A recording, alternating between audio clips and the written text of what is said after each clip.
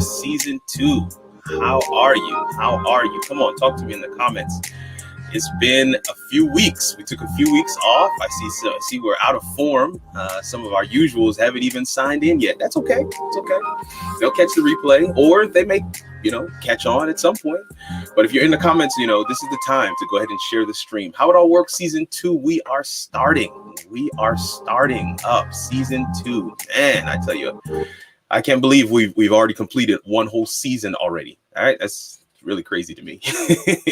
16 episodes in a season, and we've already done one. All right, so season 2, here we go.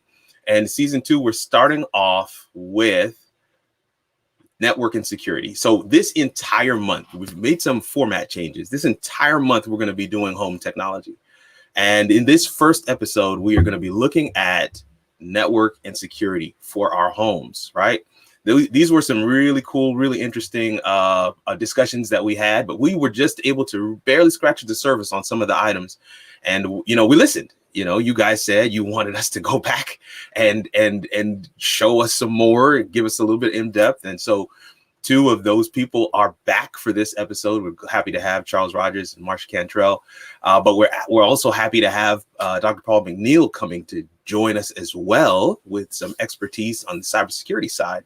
So excited to have them, excited to be here, excited to just, man, I mean, just it's overdue. I missed you guys. I hope you missed me. So yeah, without any further ado, let's dive in. Our first guest is going to be Charles Rogers. All right.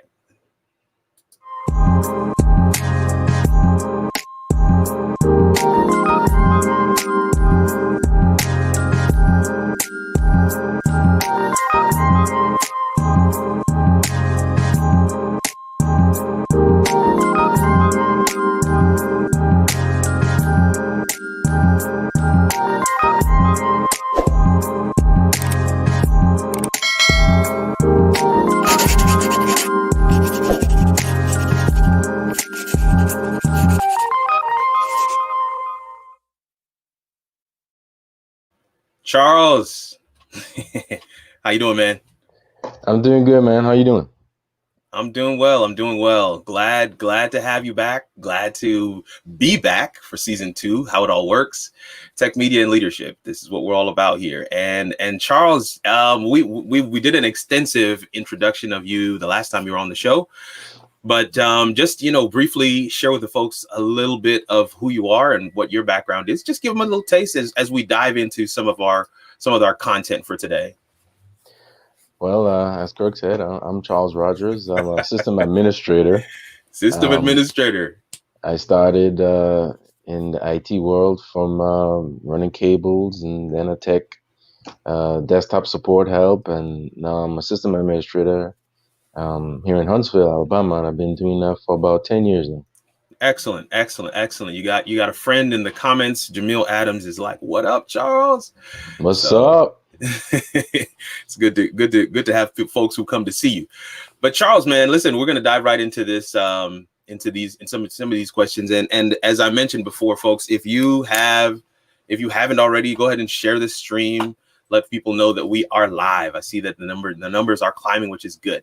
But Charles, man, listen, we want to dive right in and pick up kind of like where we left off last time. We talked about the home network and everybody's at home. Some are going back to school. Then Huntsville announced they wanted people to go back, students to actually go back to in-class instruction. I'm not too sure about that. But at any rate, the truth of the matter is all of our home networks are being taxed right now.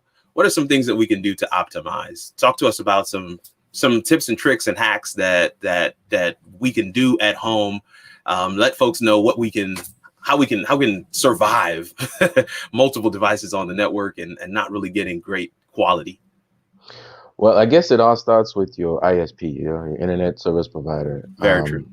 Hopefully, in the area where you are, you can get something that's at least 50 megabytes per second and up, at least. Yeah.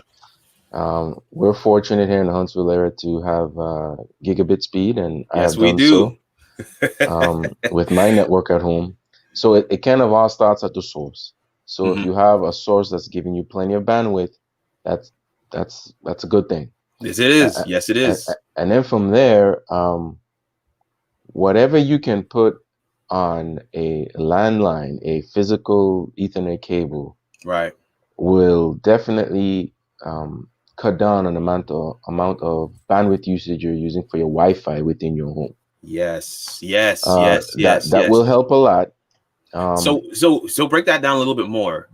What do you mean by bandwidth usage by Wi-Fi? So your Wi-Fi is using some of the bandwidth? Is that what you're saying? Right. So let's look at it as your internet provider is giving you 50 meg of internet speed. Right. Now, all the devices that are on your network will be eating into that bandwidth. Yeah, so if you start here, then, and this is your pipe, as more devices you add, the more your bandwidth is being taken down. Yeah. Now, certain activities that you do on your network will also eat up your bandwidth more than other activities.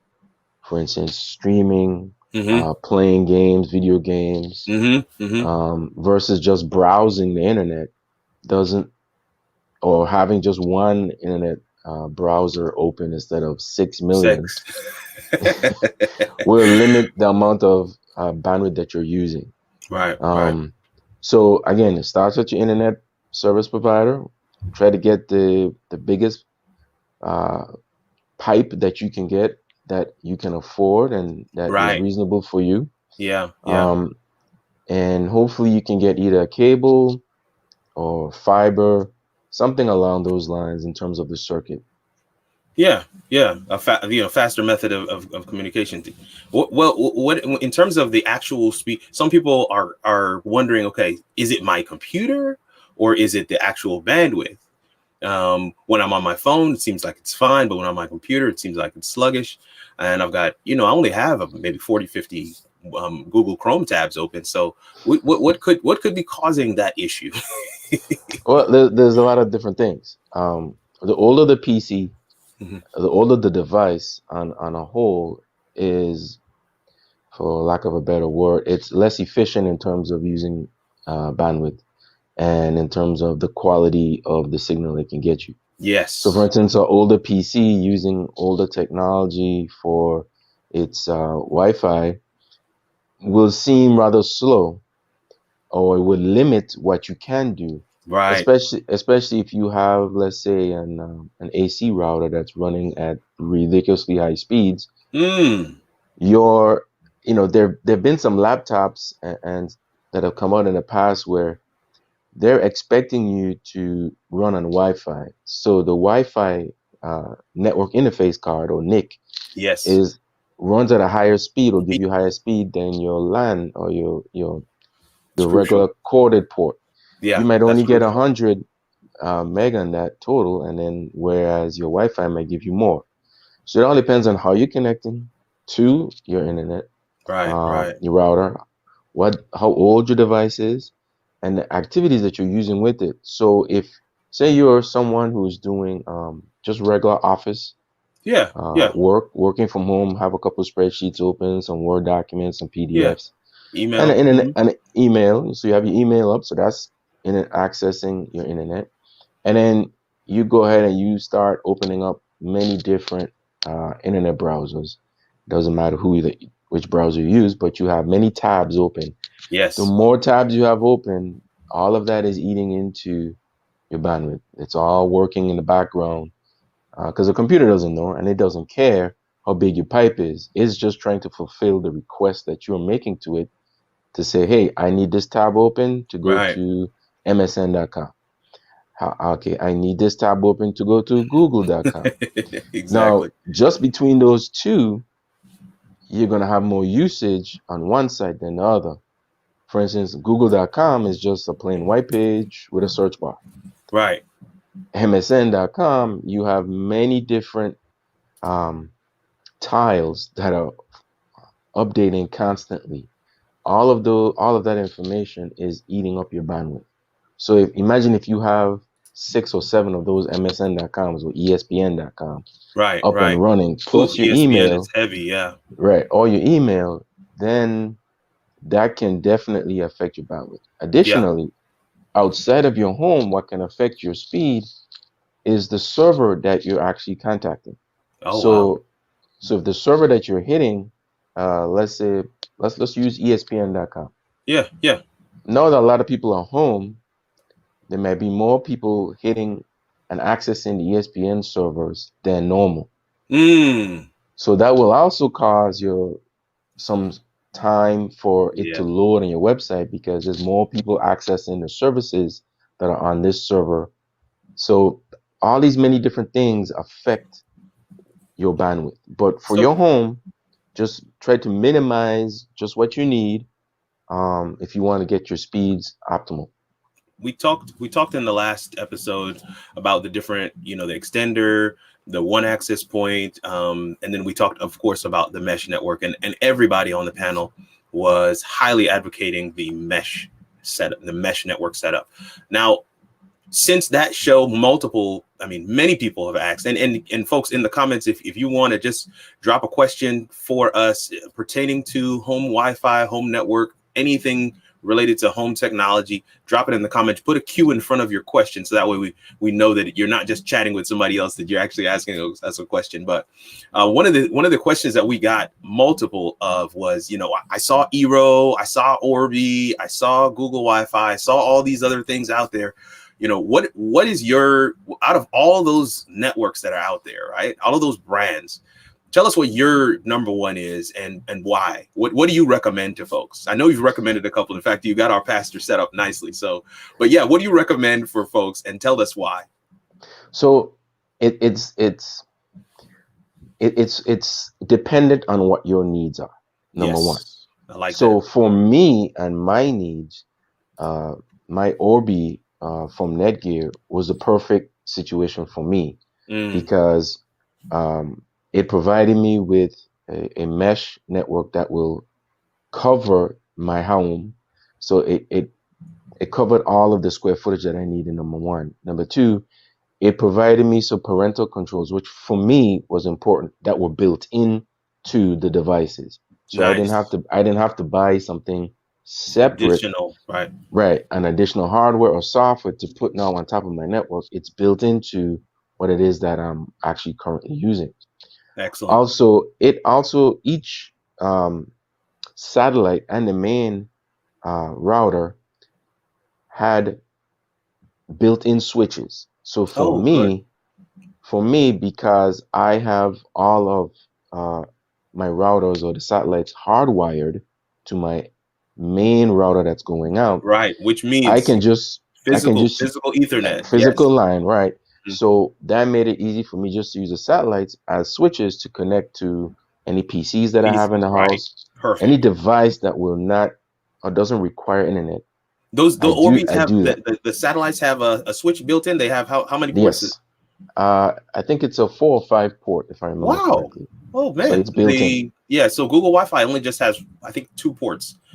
So that's one of the reasons. That's one of the reasons I went with Orbi, is because I think some of the Eeros and some of that, they only had one, and in some cases the satellites didn't have any. Yeah, they have an input. You can connect them with a source, but nothing to go out.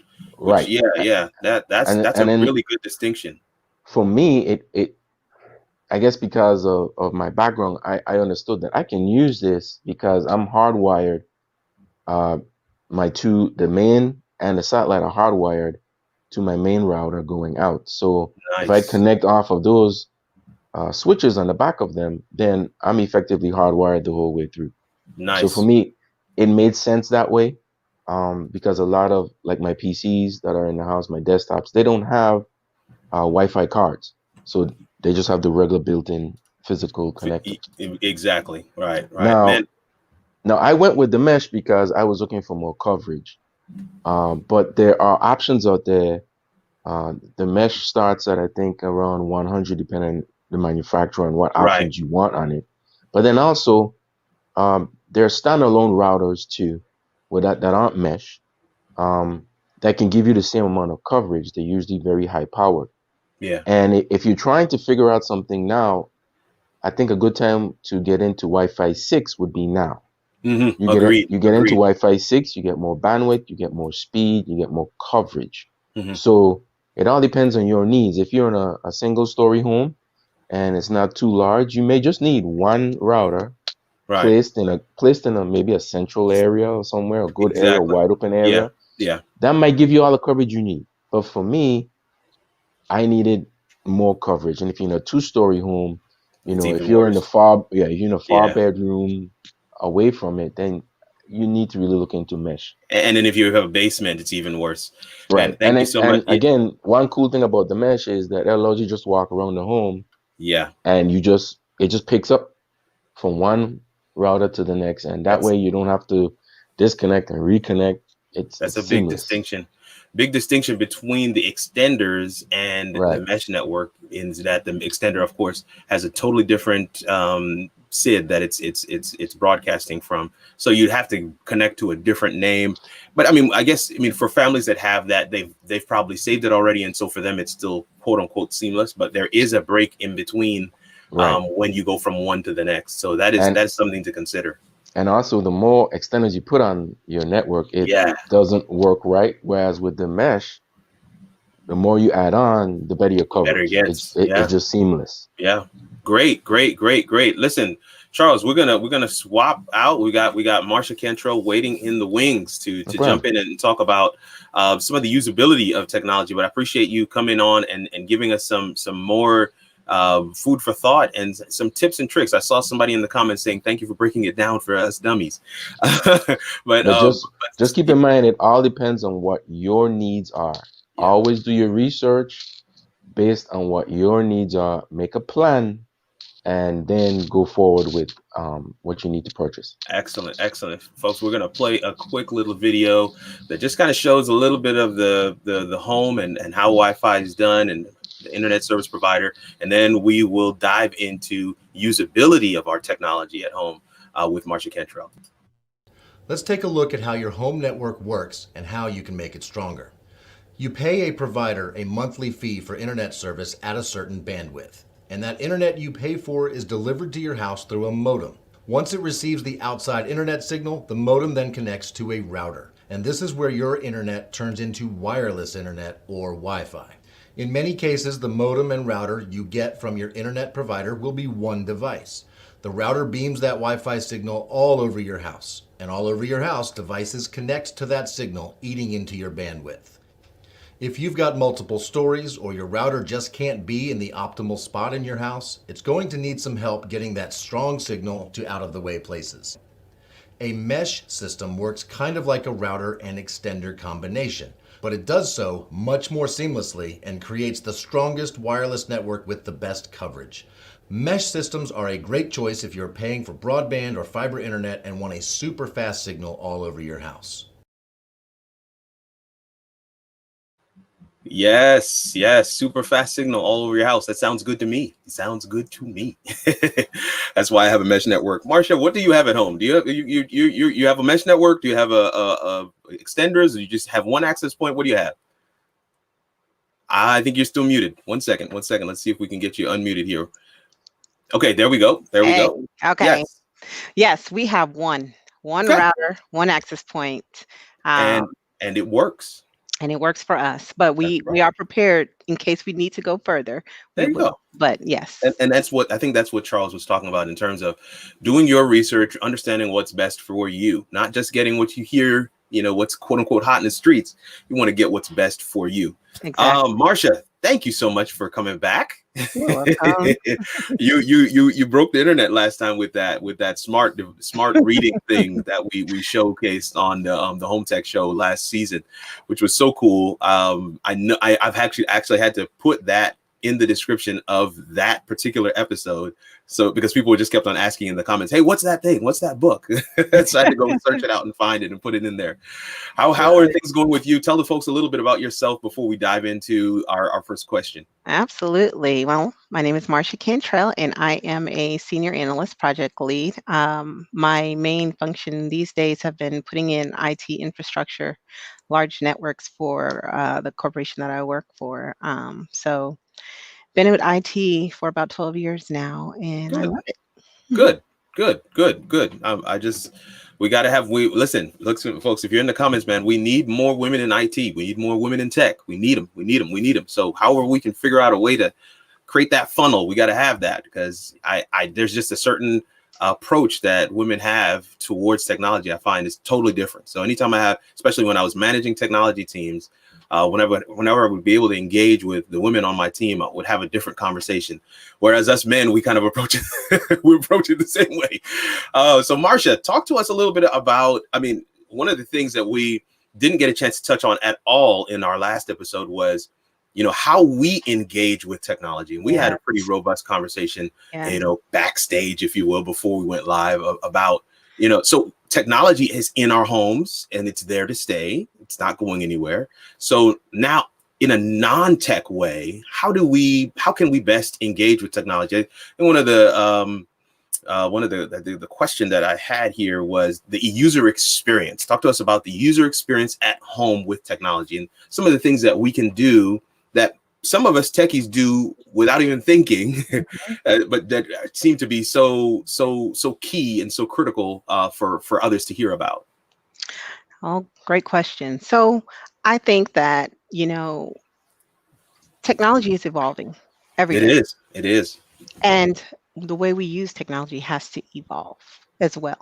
And I think we're at a point now where we can let the technology work for us rather than we work for the technology. And that Indeed. goes in line with what Charles said, just get what you need, don't get too much. You Yeah, there don't you need go. to have all the bells and whistles, but get what you need Mhm. for when you need it, because our kids are evolving. And that's one thing that I wanted to talk about. As Absolutely. our kids age, the way they use technology changes as well. And Mm. so we as parents have to be mindful of that. We may not be, but we have to be mindful of that. And so that's one of the things I wanted to hit on this Absolutely. Yeah. time, talking about how we use the technology at home. Now everything is on the internet, your TV, Yeah. on the Yeah. internet, your iPads, your cell phones, and Internet of Things. You got other things that may use the internet in your home as well. It's true. So Very true.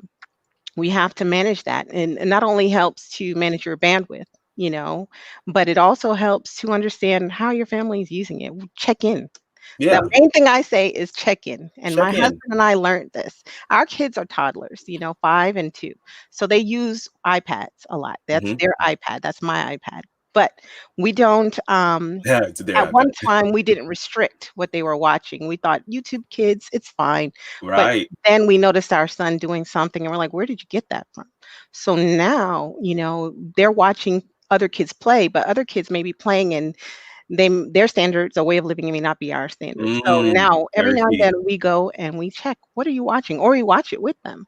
And Yeah. that's something I talked to you about. I said, when we were one thing I wanted to say was a lot of parents talk about screen time is not good, too much screen time. But I think it's how you use that screen. That screen time. That's very true. And now that we're in a pandemic, your screen time went up. I'm sure everyone's screen time went up. Kids are always All on. of us. Right. But now, how are you using it? Are you on there playing video games? Are you on there watching TikTok videos? Or are you doing educational items? Are you in Right. news? Things like that. So as our kids were growing up, we didn't limit the screen time to a certain amount each day. What we did was we had a time where we did educational things on there Right. or family engagement, as we talked about. So we were, my husband and I will get down with the kids and do Baby Shark. Oh yeah. Yeah. We have something called Dave and Ava, and we sing ABCs and we learn. And I'll tell you what, our kids, were very advanced. They were talking way ahead of their time. Now they're using large words that are beyond their vocabulary Wow. already. Wow. My daughter asked me the other day, and she's 2, I need some privacy. Mm. And I'm like, okay, Privacy. yeah, she wanted to get potty and she needed privacy. Wow. So I just think that you can use technology to help Yeah. enhance your family time. And I think that's important to know. It's not all bad. But I You also know, think that as your children get older, you do have to set some parameters about when they're using it, what they're downloading, what are they looking at, and things like that. agreed. Agreed. One of the things I mentioned in our conversation earlier was that as we do technology together as a family, there are those benefits. This is you're literally setting the groundwork for how your children will engage with technology. Exactly. This will become natural for them. Taking their laptops or computers out of their rooms and putting them in public places, and getting them used to using these devices in public spaces in your home where people can walk by. Not so much that you don't trust them in private, but just getting them used to that kind of framework. It can be a game changer. But the other thing that I've found, this part is interesting, is that as families engage around technology together, you are setting the taste and temperament for your child and how they will engage with technology, but you also are curtailing probably some of your own habits as well. Yeah. I've found parents saying, man, I don't watch half of what I used to watch, the little Vine videos or whatever, some of the reels. I don't have to watch half of what I used to watch because I know I'm engaging with technology together with my children. Yeah. What my wife watches, she watches these nail YouTube, these folks that do hair and stuff. My daughter also watches these. Yeah. What they see is what they will emulate. Yeah. And so what we have to do is ensure that what they see is something that's worthy of emulating. That's key, especially as it relates to how we engage around technology. But yeah, no, that's good. That's good. Yes. So yeah, but pretty much we're trying to avoid them going off somewhere with their headsets on and always, you know, and I don't necessarily know if that's something that is happening in your family. How do you come back from that? How do you start to bring them back to where we're all engaged together, like you said, in a room, in a family room together, and everybody's freely looking at what they're looking at, and it's not a secret, you know. I think it's over time, definitely. I think some of the things like what Charles said earlier about having these tools, and we have a clip to show about some of these types of tools that help to manage your wireless time, especially for your kids. You can put them in a group and hit pause. I think those are some of the things that we can do to help as a reminder. It's kind of guardrails, if you will. But I think there's nothing better than the shared experience, and modeling it before them. Sitting. Listen. They learn to go off in private by themselves by watching someone, and so the answer, I mean, from my perspective at least, is if we want to see those things in our kids and our families, we have to model that stuff for ourselves. And I think even as we talk about the whole experience of technology at home, I mean, there's technology in the oven, there's technology, we have the security bell at the front door, there's technology literally all over the place. And we just have to figure out ways to engage with it in ways that is meaningful for us. As you have said, as Charles has said, it's not going to be a one size fits all. Just because the neighbor is doing it or a friend down the street's doing it a certain way doesn't mean that that's what's going to be best for you. Got to figure out your space where technology is concerned. I agree. Yeah. Listen, I'm going to bring everybody back on right after we have this our last person come on, which is Dr. Paul McNeil, and we're going to be talking about security. And so, but as we wrap up this section with Marsha, I'm going to play a quick video that shows some of those tools that we can use in terms of controlling our Wi-Fi from our mobile phone. Download the Circle app to get started. Launch the Circle app, and if your router's compatible, it'll tell you right away. Once Circle's enabled, you're ready to go. Circle Basic is absolutely free, and it lets your family use filter, pause, and history. Circle Premium has a 1-month free trial to let you test drive each one of Circle's features. Next, you'll set up your family, like dad, mom, and the rest of the kids. You can set a customized filter for each family member by app and category. You can also set daily time limits for those same apps with time limits. Getting kids off devices is really simple with the bedtime feature, and giving them a break during the day is just as easy with off time. Choose which devices belong to which family members, and just like that, you're using Circle on Netgear. How to set up family Wi-Fi. Open the Google Home app. Tap Wi-Fi. Under Family Wi-Fi, tap Setup and then Create Group. Name your group. Select the devices you want in the group and then tap Next. If desired, turn on Safe Search to block sites with adult content and then tap Next. Tap Done. If you want to pause a group, under Family Wi-Fi, tap your group name to pause or unpause your device group. And that's it.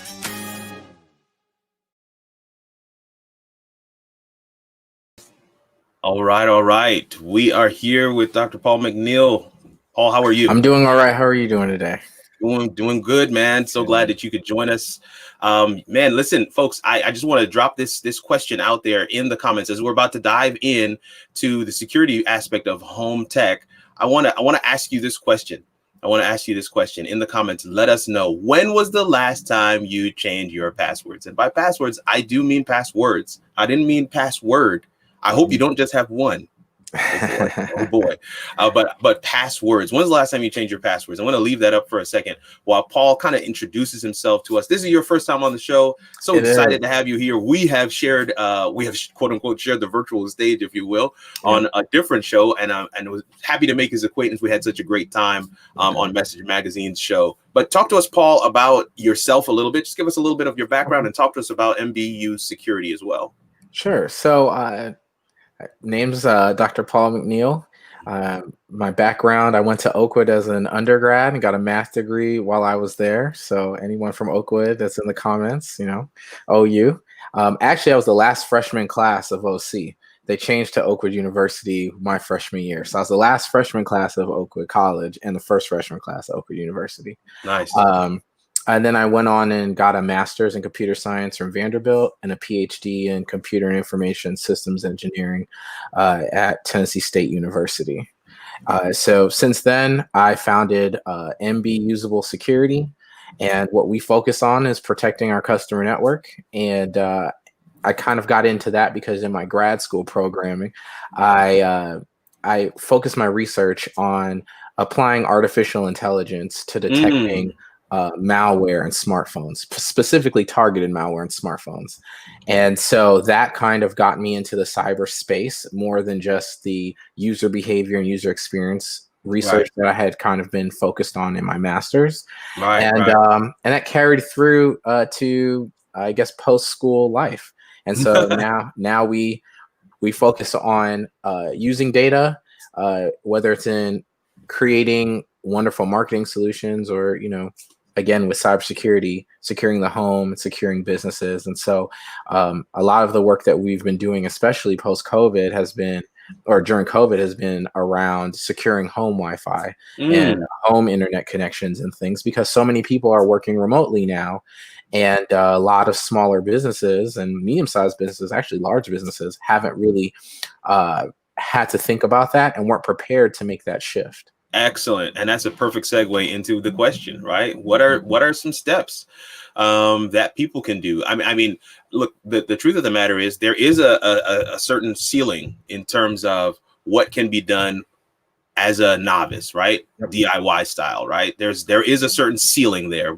There is a certain component of bringing in the professionals that is there, and that is real. And especially if you, like you said, small to even large businesses are bringing in companies like MBU Security to help them secure home networks for their employees who are working from home. But what are some of the things that you often see when you go to homes, or that you and your team see when you go to homes? What are some of the low-hanging fruit, if you will, that people could do to help secure their homes, increase their security posture? Go ahead.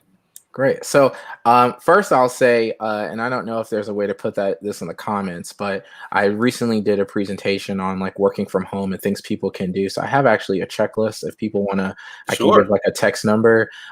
It's 44222. And if they text GetDataSecure to that number, and then it'll ask for your email address. Let me type that in there. So no worries. GetDataSecure. Yep. And text that to 44222. So 3 2s. 3 2s. Yep. Got it. I'm going to put that on screen.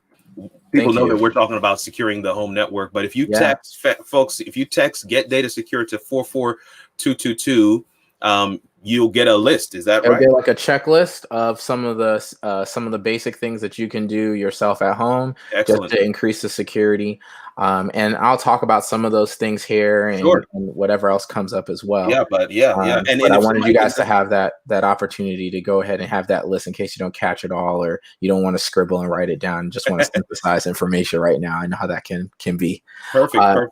So I think the biggest thing is that people think of their homes as this extremely safe place, and they don't think about it with more of a business mindset, right? So when you go into a bank, when you go into the hospital and all of these various public places, even though they say free Wi-Fi, you are automatically on guard because you're not at home. But as soon as we get at home, we allow a lot of things to just get on our networks, and we have a lot of just unsafe practices at home. And so when we talk to people, we talk about thinking about your home more as a business and thinking about the 4 areas you would think about protecting in any kind of business environment, right? So you want to think about your physical security. You want to think about system security, which would be like your endpoint. So your computer, things of that nature, your network security, which is again, the Wi-Fi as we spoke about. And then, in the workplace, we call this user training. But when you're talking about your home, you want to make sure that people at your home know what's going on. You just spoke with Marsha, kind of like setting the tone. And I think that this is something where parents, really have the ability to basically set policies the same way that at work certain things aren't allowed, and making sure that everyone at home is aware of what those policies are. When kids are smaller, of course, you have a lot more control. And even as Marsha pointed out, even then they can get into stuff because these kids are digitally native, you know. Right. I don't have children, but every time I babysit or I'm around my friends who have kids, I'm like, wow, you're 2 and you're able to do all these various things. So you want to have these policies and make sure that we're teaching our kids from as small as they can touch that iPad. Hey, these are the types of things that we want to do. From a physical security standpoint, you want to make sure you kind of know what's going on. If you're working from home, and I can speak towards that a little bit. If you're working from home, you want to make sure that your work computer and things are set up in some place, whether it's locked away, it's a specific office, a specific place. You want to think about refraining from having certain conversations and things that protects you on your job, right? Now we're talking about system, because to keep your home Wi-Fi secure, you also have to make sure that those devices that are jumping on your Wi-Fi are secure as well. So we're talking about using secure passwords or multi-factor authentication. You mentioned something really wonderfully when you asked that question. You said, when's the last time you changed your passwords? So the average person generally has 5 passwords that they use for 26, 27 accounts. Wow. Okay. And I would dare to say, when I've talked to other practitioners and people in industry, it's really 3. You have your really serious password. You have your, it's kind of secure password. Right. Email. And then you've got the password you use for everything when you're trying to get those free coupons or whatever. Account. But you use them across everything for the most part. And so then you have to remember which one was where. And then if you do think about changing it or you do your password reset, you just modify the number by 1. These are not secure passwords. So you want it. So one of the things you can do, very low hanging fruit, is use something like a LogMeIn or some kind of password manager. This will allow you to have extremely secure passwords. It will kind of manage that for you and take some of the need for you to generate 16 characters, 12 characters, rotate every 90 days, all of that kind of stuff. So it helps a ton. That's no fun. So very low hanging fruit. The other thing that you can do is go and find your router box. I know a lot of us toss the box and the instructions. Hopefully you still have it. If not, you can usually find these things online. Find the manual for your router. Go to that web page that they sent you that allows you to get into those settings. Make sure that you've got the WPA2 activated for encryption. That's going to keep your router safe. So we're moving now from system to network security. I gotta walk with it. Sorry, y'all. I get excited about helping everybody out. And so now we're in the networking space. So you want to make sure your router is on that. The other thing that you can do, a lot of routers now have what they'll do is like a 2 broadcast. So they'll have like a guest Wi-Fi that comes with them, and then they'll have your main one. So what you want to do is, 1, you want to go ahead and change the default name. It's often called the SSID. The manufacturer just puts out this generic thing, very easy for people to figure out, just from what you have, and you want to change that name. The second thing that you can do is use your guest Wi-Fi for guest. Right? Just because you love your grandma and all these other people that are coming, you don't know what they're doing on their home network. You don't know what's on their devices. So using the guest Wi-Fi for visitors, people that are coming to stay, and also for all of your random home device things. So we're talking about like your Alexa, your Echo Dot, your printers, these things. You want to put those on the guest so that you kind of have a little bit of separation between, I would say, between the 2. The other thing you can do is hide your main SSID. Hide that. You can hide that so that it's not even discoverable by people who are driving by or walking around the area. They don't need to know about your 5G connection, right? You just hide that completely, and so then they'll have to type that in order to get access to it. Right.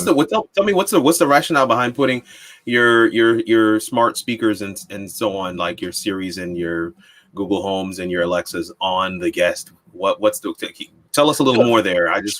So the rationale behind having it on something separate is that if these things are often, particularly a lot of Internet of Things devices, are not built with a lot of computing power, right?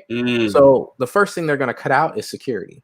So now you have these multiple devices that are easily hacked. You can Google it, like you have the Ring doorbell. Ring devices and cameras were hacked earlier this year, and people were using it to talk to people's children and things when they weren't around. There were a lot. So there's a lot around those types of things. So if you have it on a separate network, what it does is it allows you to have some separation between the things you're using for fun and the connection you're using to do real business, right? Whether it's work, whether it's filing taxes, whatever that is, you want to put a little bit of a barrier between those two types of things, so that if your printer is hacked or there's some known hack or something along those, you're not completely and immediately at risk.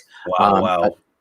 Another thing would be updating the firmware, updating the software for these various devices and for your router all the time. Just do those checks. Sometimes they have automatic updates, but taking some time out, maybe it's once every 3 months, maybe you put it in your Google Calendar, but just check that things are being updated, particularly that have to do with securing your home. So listen, we're getting ready to transition and bring the other bring Marsha and Charles back on here in just a second. But I want you to tell folks give us your number one. I know you were going through a list, and I'm so thankful that people can, text GetDataSecure to that number and they can get that list. But I want to know what your number one thing, like this is the thing. I mean, you may have already mentioned it, but what is your number one thing families can do today? Like right now, as they're watching, they can press pause if they're watching the replay, or they can wait until we're done and then do this today. That will help them to improve their home technology security from a security standpoint. What's your number one thing? Number one thing would be change your password to your Wi-Fi and hide your require that people have to type in your SSID. That's good. That's good. That's really good. That's really good. Listen, we're going to play a quick little video that kind of touches on some of the things that that Paul has been talking about here. Dr. McNeil has been talking about, and then we're going to come back with everybody, with Marsha, with Charles, and Paul, and we're going to just kind of chop up some comments, see if we can get some people's questions answered. I saw one or two there, and then we will wrap this thing up. So we'll be back right after this. These are the top 5 signs your home Wi-Fi network has been hacked.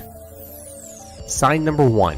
Your video streaming has started to buffer at extremely slow pace and file downloads are loading at a fraction of usual speed. Sign number 2. Your router settings have changed without your permission or knowledge. Sign number 3. The third sign is strange messages are popping up in your network. If a message pops up requesting for you to open or file, do not open it. The file could contain a virus, worm, malware, or even a Trojan horse. Sign number 4. The fourth sign is the presence of unknown devices on your network. Sign number 5. The fifth sign that you've been hacked. You should now have new programs on your computer. This is a sure sign that you've been hacked. Do not open the program. Write down the name of the program and do an internet search to see what it is and what it does. Well, that's my top 5, and I do have an additional sign. If your firewall or antivirus has been disabled, then you've probably been hacked. Hackers will do this almost immediately once they have access to your network. Here's a list of passwords you should never ever use. Using long passwords with at least 12 or 14 characters is best, and using long phrases is also a great way to secure your network from potential hackers.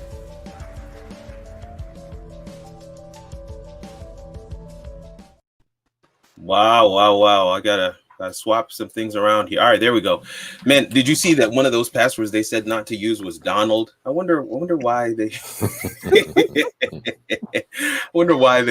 said Donald.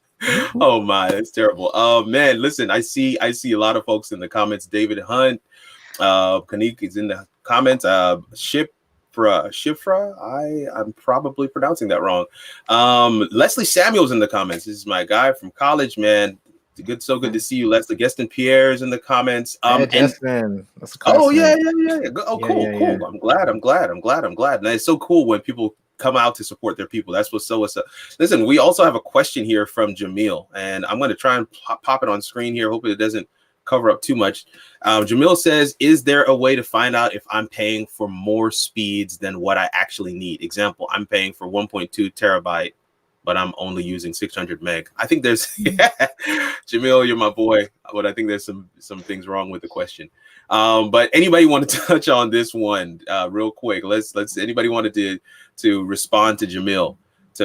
I mean, it's two totally different questions, but anybody wanted to touch it? You know I'm looking at you, Charles. I don't even know why you're quiet. I don't know why you're quiet. Talk to your boy. Talk to your boy, Jamil. I was just trying to make sure that I wasn't hogging time. No. Well, I mean, it goes back to what you use it for. Right.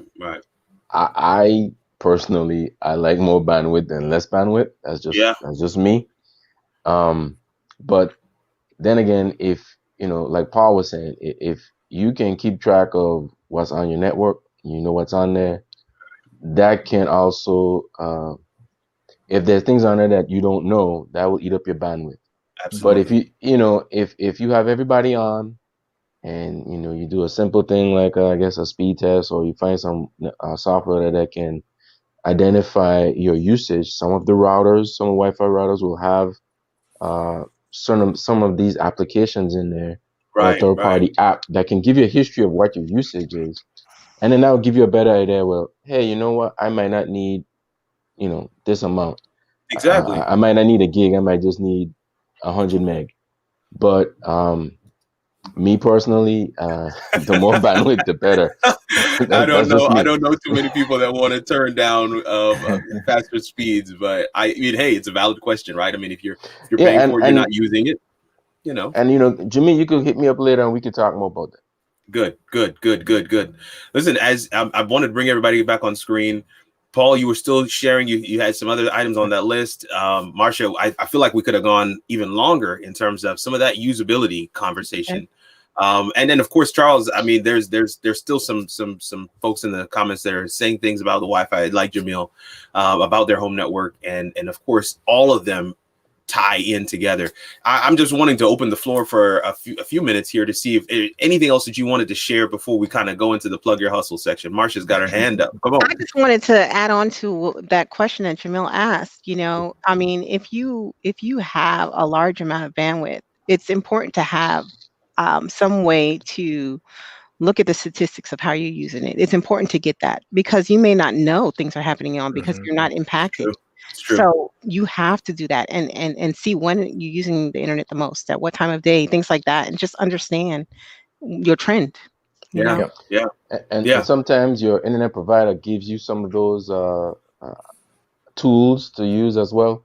But one thing I really wanted to jump on that Paul was talking about that is so big these days in terms of smart home is Wi-Fi cameras. Yeah. Now, I would take them off of Wi-Fi. That's just me personally. And I would put a router in between my cameras and everything else on my network, because that's a big target for people who are trying to get into your network. You don't know why people want to get into your network. People just do it because they want to.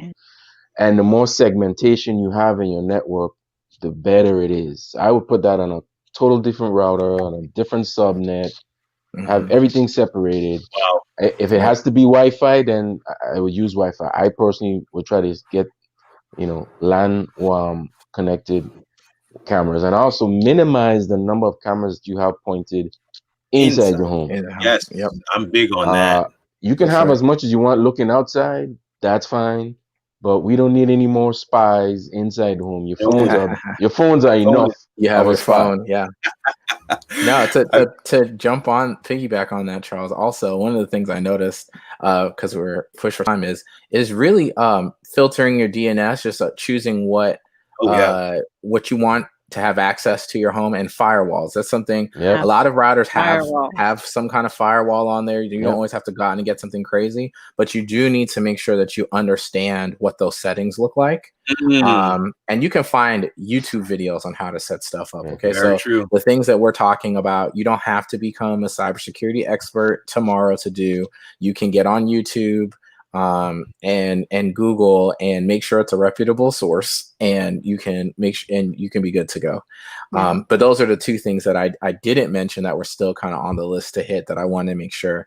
And that will also help as far as monitoring. And don't forget the free tool OpenDNS. That's right. You can at a minimum you can use OpenDNS, Cloudflare that has works one as well. They have a family one. I think it's called like 1.1.1.1 or something like that. That will also Yeah.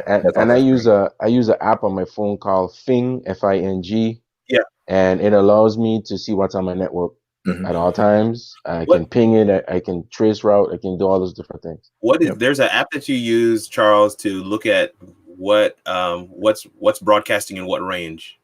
I think mine is can't remember that. I just forgot. It's a Wi-Fi app. I forgot the exact name, but for me, I can walk into anyone's building or see or their home, and I can see what channels they have up, if it's secure or not. You know what Wi-Fi networks are around in my area, and then it helps me also to determine, hey, there's 6 Wi-Fi routers on channel 8. I don't need to be on that. I can move to channel 4, channel 6, channel 12, and that's on a 2.5 gig. And then on the 5 gig, I move to a different one. That helps me to keep my signal clean, and minimizes the amount of interference that I have, crosstalk, so to speak. Perfect. And then, you know, I think Paul mentioned it about war driving. People just drive through the neighborhood and try to find any open SSID with minimal security, and they get at it. I think the one site that I've been to in the past was I think it's wiggle.net. And it's a database of Wi-Fi's everywhere. Wow. And if you put in a town or a longitude or latitude, you'll see different Wi-Fi's. And some people use that to determine whether they want to war drive or not in this area or not. And then you can kind of find out whether your neighborhood or your town is kind of on that database. Right. Listen, this is perfect. The challenge, as we get ready to go into the Plug Your Hustle section, the challenge for today, for our audience, for those who are live with us, for those who are watching the replay, is to log into your network router, right? Whatever, I don't know what the IP address of it is. Go on Google, turn it upside down, look and see what the brand and make model is. Go on Google, find out how to log in. Call your provider, find out how to log in. Your challenge for this week is to go log into the router and familiarize yourself with what you're seeing there. There's a dashboard probably in there. Some of the settings that we've talked about all in this show are all there. And there's some things that you might be able to get in there and tweak and change and be able to put your family in a better position from a security standpoint. Let's start with Marsha. We just want to tell people where they can find you, how they can follow you, and we'll make our way around to Charles. So I'm on Facebook, Marsha Cantrell, and I'm on some of the other platforms as well as Marsha Cantrell. Is there a business or a hustle, or I know you guys were talking about starting something up. I just want to, hey, this is the time we want to plug that thing. It's coming. All right. Coming. Okay. Behind the scenes tech. It's coming. All right. I like it. Behind the scenes tech. We got to keep that. All right, Paul. Hi everyone. Paul McNeil, PhD on LinkedIn. At Usable Set Guy on Twitter and on Instagram. You can find me there. My business is MB Usable Security. We focus on helping people keep their homes secure, as well as using data to optimize awareness, creating custom software solutions and artificial intelligence, stuff like that. So really excited about being able to help you all out. Good. Charles. My paranoia limits me from going on social media. I was waiting for this. So you can just reach me at charlestheitguy@gmail.com. charlestheitguy@gmail.com. Folks, I'm again, we're right at the cutoff point, trying to be better this season. Last season we were getting to be a thing where it was an hour and a half, almost 2. I'm trying to be better this season, but man, I'm hoping that somewhere along the course of the conversation, you were able to put some pieces together that you had an aha moment. In fact, we saw several of you say that you did have that moment in the comments. But really, the whole point of this platform that we built here at How It All Works is to peel back the curtain a little bit, give you some window into what's happening just under the surface, just behind the scenes, from what you do and what you consume on a day-to-day basis. And I'm hoping that we did just that today. That's the whole point of what we're doing here, to help us figure out how it all works. And with that, we'll see you next Monday at the same time, but this time we will have a different set on the channel. We're going to have Richard Harden, we're going to have Nicole Smith, and Farron George, and we're going to be talking about technology for kids, but we're going to focus that on technology as it relates to education and robotics. All of the things that we'll share in next week's episode are things that you can do from home. So we're going to be talking about that next week, and we hope that you will join us.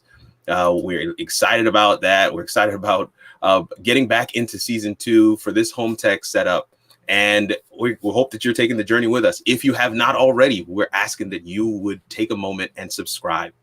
I'm Kirk Nugent, and I challenge everyday people to think holistically about their relationship to technology at home for their families and at work for career success. And we hope that in this episode of How It All Works that you were able to figure out how it all works. We'll see you next week.